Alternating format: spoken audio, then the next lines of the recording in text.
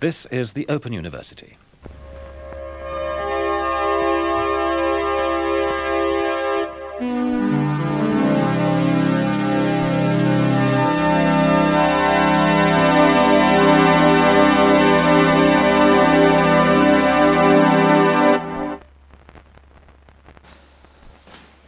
Oh my God, we've got quite a lot to rant about today, because we've just seen a huge Tory victory in England.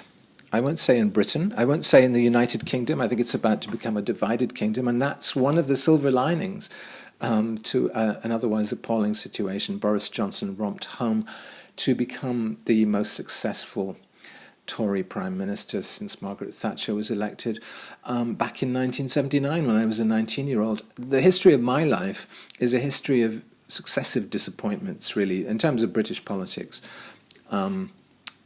When I was 19, Margaret Thatcher came along, became the first Prime Minister of the neoliberal era, and basically everything that's happened since then has been dismal from the perspective of a kind of Euro-communist like myself. I'm kind of both red and green. That's why I'm wearing a red and green sweater. This is the sweater I was wearing when I had my accident the other week and got my black eye, almost blinded myself.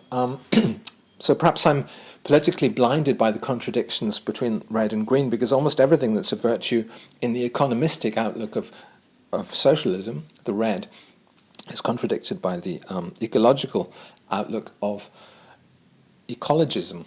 Economism versus ecologism. This is one of the perplexities that I have, because you could say, wow, isn't it great that Boris Johnson's government will undoubtedly prevail over the shrinking of Britain, Great Britain, the United Kingdom, to a little England and a divided kingdom in which Northern Ireland and Scotland get the hell out as fast as they can, and that therefore Britain's economic output will decline. And what better could there be? What better scenario? Nobody will be able to afford expensive cars polluting, the environment, and building houses and all the other things that, buying stuff even.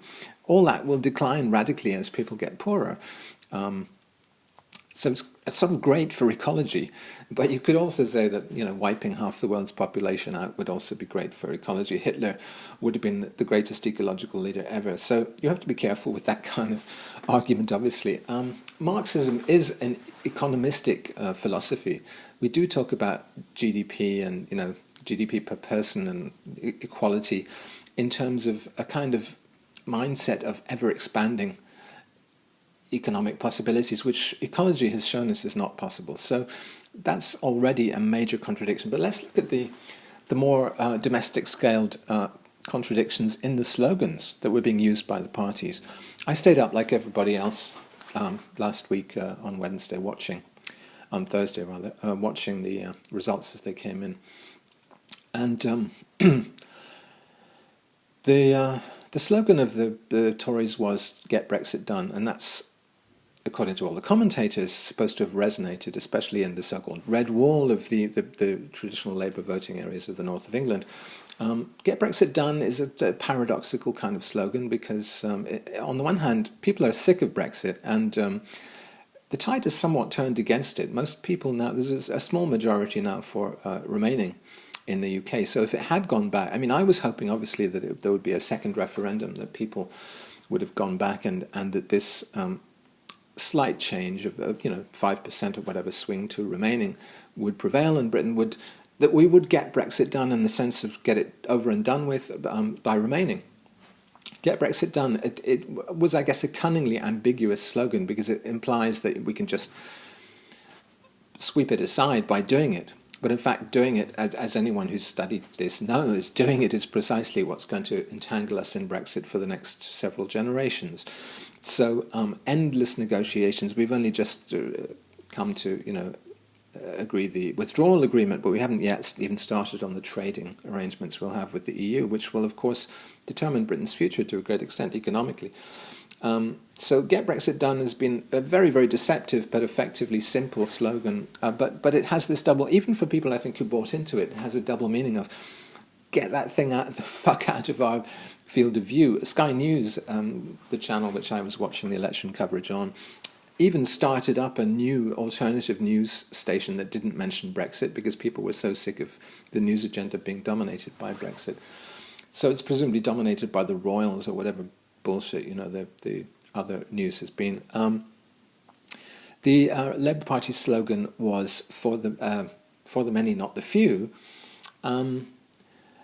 which is a nice sort of nutshell encapsulation of the socialist message. But I don't know if really the assumption is that the few are still going to be around, but they will be on the side of the many, which is, that's a kind of champagne socialist idea that the enlightened people in a representative democracy, i.e. the people who become the nomenclatura, the party elite, will actually make a benign kind of arrangement for those who are less fortunate. So there'll be a kind of equality in which there is still a few. I don't think even Corbyn believed that we could have a totally egalitarian society where there is no longer a few at all.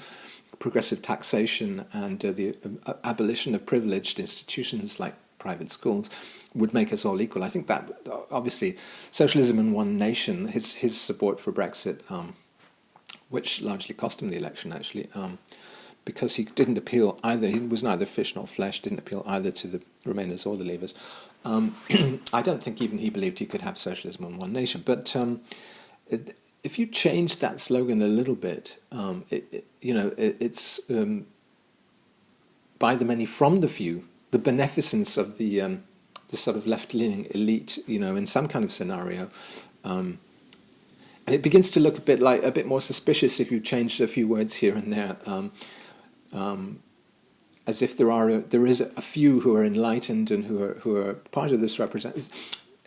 The other thing is that we have this conflict between two models of democracy: the representative model, which we've had in terms of having a parliament where people represent constituencies, and direct democracy, which is represented by polls and referenda.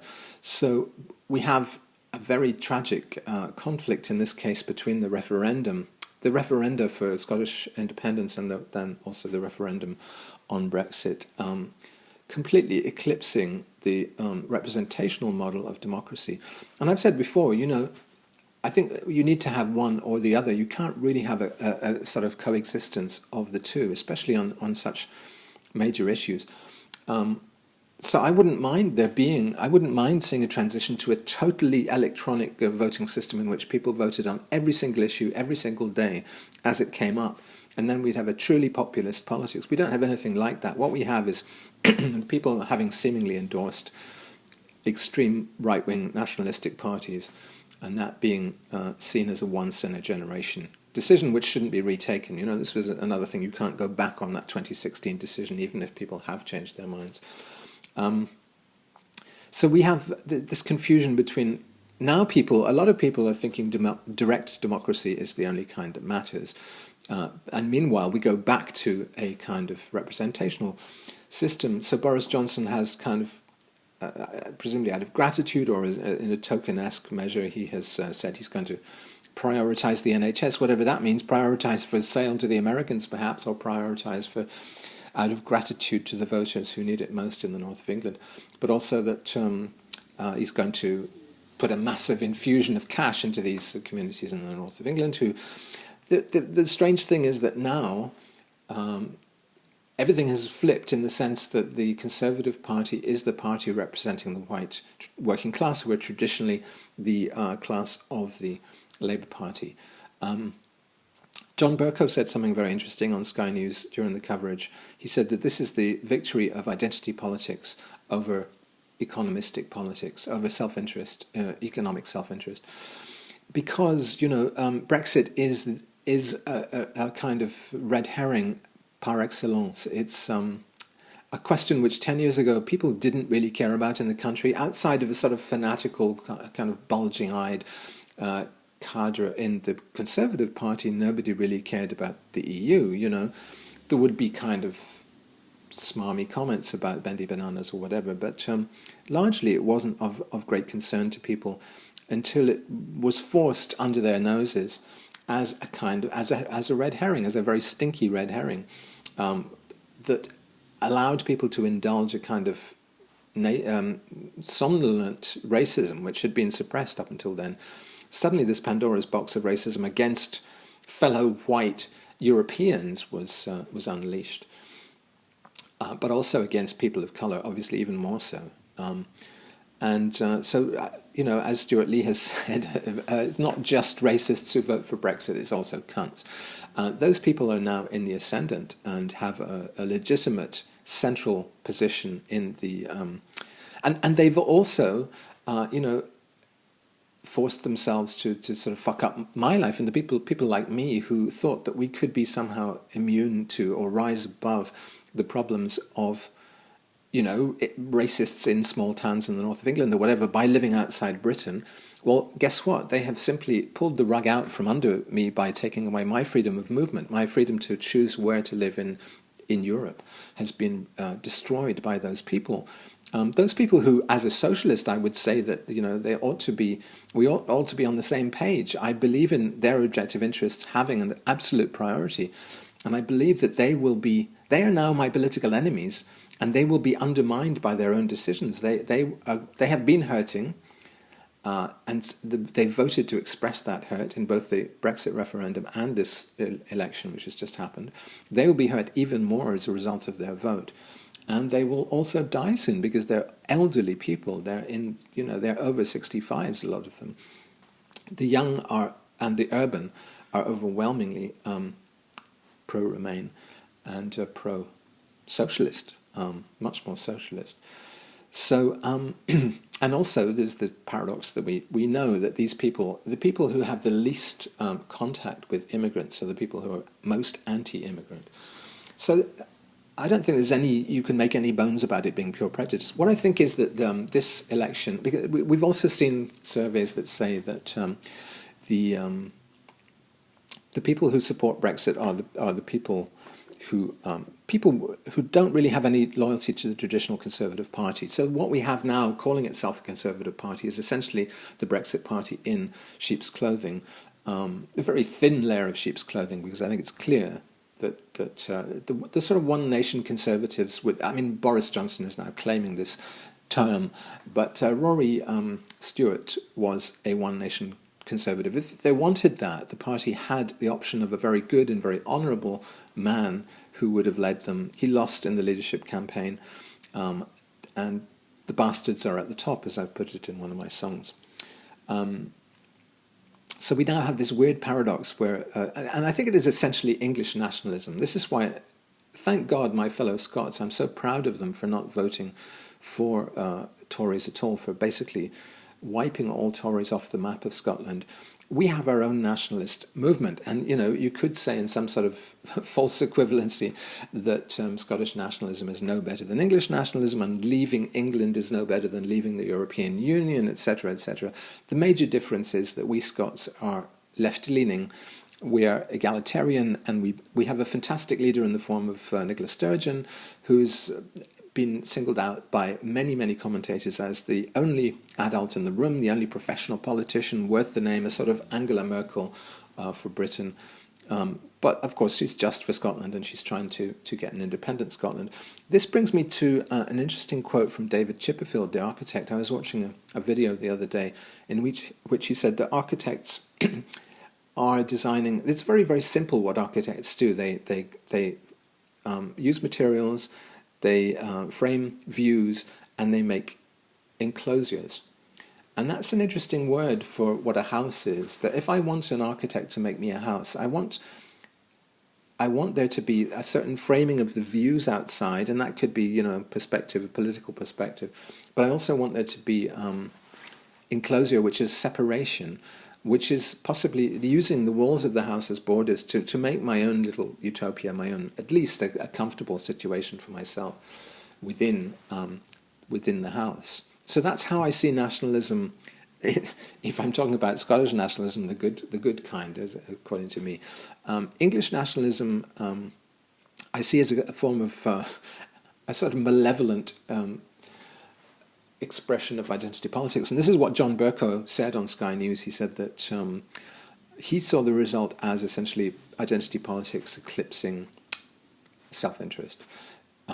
So the idea of who the self is being more important than the idea of how much money you're getting for your pension, the kind of issue that the French transport and nurses and workers, public sector workers are striking for right now, somehow an older generation of mostly white working class English people has been persuaded that their actual self-interest is not the same as their perceived self-identity as white, male mostly, elderly, and so on. And this is a corruption of identity politics, which was sort of birthed by the left and was held in uneasy kind of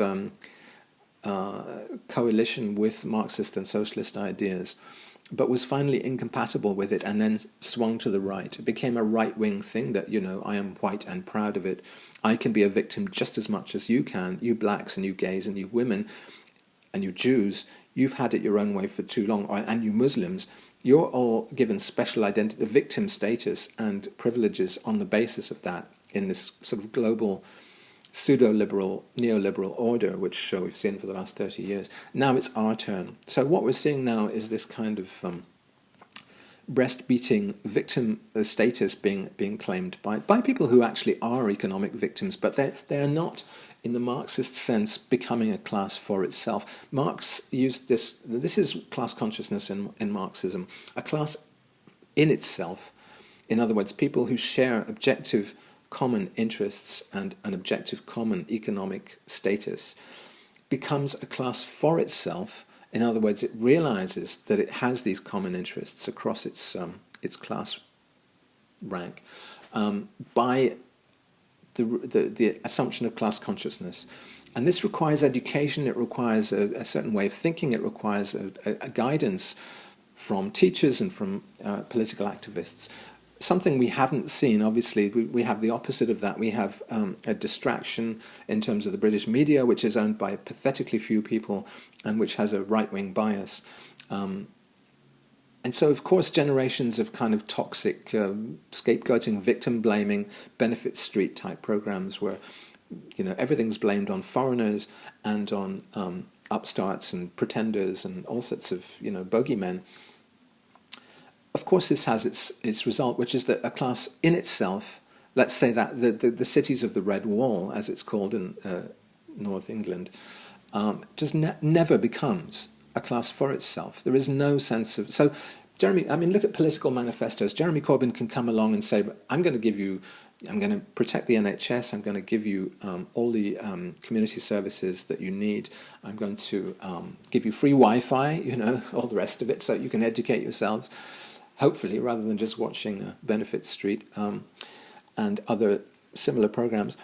But there is now such a, following the expenses scandal and all sorts of corruption scandals, people don't trust what manifestos say. Nobody believes any of those promises. They're written, some of the commentators were saying, written on the back of envelopes. They have the quality of just being drummed up at the last minute. And of course, a political manifesto is always designed to sway people on the other side to vote for you. So this is what happened very successfully with the Conservatives, who could dangle all sorts of spending. Apparently, a year or so ago there wasn't a magic money tree, and then suddenly there is a magic money tree, and lots of spending was promised, and who knows if it'll happen. The irony is that now Johnson, the Eton-educated representative of precisely the few, is going to have to somehow represent the many and stand up for the many, or at least give a good account, a good appearance of standing up for the many, the people who usually were his party's enemies, the working classes. Now they've become my enemies, and it's weird. Thank God I'm on the same page as the Scots, and I'm obviously vehemently in favour of an independence process in which we don't separate off and reign in splendid isolation in the north of Britain. What we do is we rejoin the EU and become part of the transnational efforts to stem the worst effects of climate change. When we talk about enclosures and architecture and talk about the breachability of those enclosures, I think we have to remember that flooding and all sorts of weather disasters are what await us, and not so much me, but people who are young now. And Extinction Rebellion is reminding us of that. The Brat Greater is reminding us of that thank God, because you can't make a private space which is immune to flooding or immune to hurricanes and typhoons. And also you can't make a private space which is immune to the kind of massive illiberal movements of people who feel left out of the economic processes of globalization. So I'm weirdly optimistic in some senses about where we're going, because the young are coming. The young are coming, thank God. But also there are other things like the law of unintended consequences. We don't actually know whether Boris Johnson will have to become a sort of socialist now, a champagne socialist, admittedly, because his votes are coming from working class people. Also, we don't know whether Scotland will be able to become independent. Perhaps it will, and be able to rejoin, and my rights to freedom of movement will be restored. And we have to remember that the global liberal consensus that prevailed 20 years ago, when the century turned, we had an awful politics post 9/11 of a kind of smug and hypocritical global elite, the so-called coalition of the willing, who were actually beating the drums of war for regime change and for a kind of imposition of their values on other people against their will through military adventurism, basically lashing out against Iraq, Iran, Afghanistan, Libya, removing political leaders from other contexts in the name of a kind of global consensus, which many of us did not feel. I think I'm kind of much angrier at Tony Blair still than I could be even at Donald Trump. Although I know he's a petty racist or whatever, he hasn't launched any major wars in the name of some kind of moral high ground. He's fairly petty in his concerns, in his isolationism, in his feeling that the US has not had a fair deal and having to be the world's policeman. And so therefore he's dismantling the American empire by retreating into this isolationism and this pettiness. There is a certain positive outlook in that, in the fact that nobody is invading anybody because they don't like the way they treat their minorities anymore. This kind of, possibly it would have been a Clintonian approach as well, a continuation of that Blairite kind of coalition of the willing approach. So, in some ways we always think we live in the worst possible era, but we don't really know how things are going to turn out and how things might have turned out. These are the kind of straws you have to cling to when everything goes against you. I was listening this morning to Will Self talking about the election, and he was saying he hadn't voted this time because he basically thinks it's a waste of time, and that he's cleaving to Voltaire's idea that il faut cultiver son jardin. We should just, take care of our back gardens. The trouble is that even our back gardens are, going to get acid rain if the climate is not fixed, or get flooded. Junkies are going to be living in, well, I guess, in Will Self's garden. He's already a junkie in the back garden, but you're not separated from the consequences of political decisions. But on the other hand, politics is such a massive thing that nobody's really in charge of it, and there is a kind of chaos prevailing. So we really don't know how all this is going to shake out, and it might be okay. And maybe even Boris Johnson is such a bastard that he's going to betray the people who want Brexit. He now has the power, with this huge majority, to betray the ERG within his own party, for instance, who want the hardest possible Brexit. He can do what he wants. So let's see what he does. He was always very ambivalent about Brexit. He wrote articles pro and anti Remain or Leave to hedge his bets. And I think his kind of selfish interest only in his own power might be a slight escape, in that if he's now got the power to betray Farage, for instance, who has been betrayed essentially. Farage propped up the Conservatives in this election and is now being shafted royally by De Pfeffer. So let's see. I'm obviously, I hate the people in power, but I've always hated the people in power. That's been my experience since I was 20, and in a way I've profited a bit from that, because I hadn't felt bad about basically being a lazy layabout and doing what the hell I want, and I'm kind of, I've got so used to hating authority, hating UK authority especially, that there's no kind of illegality, no kind of defiance of that authority that I wouldn't support and accept. But also, I've grown used to the idea that these things are so deep culturally, they're deep in the personality of different cultures. There is some fatal flaw in British culture, which is conservatism, which I've always fought against. But I now realise that English people, anyway, I exempt Scots entirely, because we are a different country. We will increasingly be a different country, and hopefully we will be politically a different country very soon. But there's no point me kicking against the pricks of what, the pricks. There is no point in it. All I could do was vote with my feet and get the hell out. So I've done that. I live in a very liberal city here, where we have wonderful things like 5-year rent freezes and, some good policies and some not so good, but it works for me. And or going to Japan, where there is a different kind of conservatism. There's a kind of paleo-conservative outlook, but where people are generally sweet-natured and harmonious in their relations with other people, and where there's an emphasis on community and teams, the collective, which appeals to, obviously, as a socialist, you have to be into the collective, into at least the idea of the collective. And there can be non-socialist forms of collectivity, which can be scary and conformist, non-critical, and there's a downside to that as well. But there is something very, very pleasant about living in Japan, being in Japan, because of that.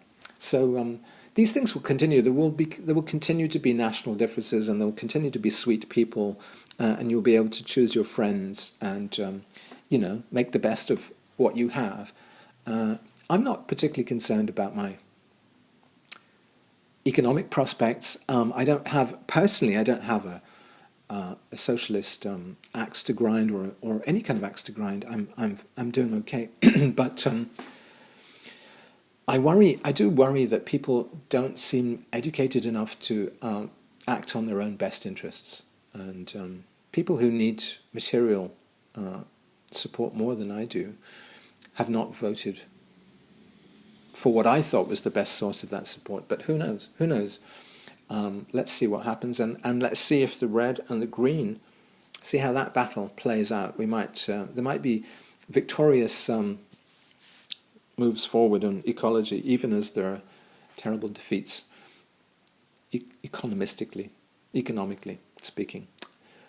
So kind of some silver linings and some black bile. Obviously, a lot of black bile, but I'm such a pessimist and such a cynic already after 40 years of this bullshit, that I wasn't expecting any better, to be honest. See you next time. Open University.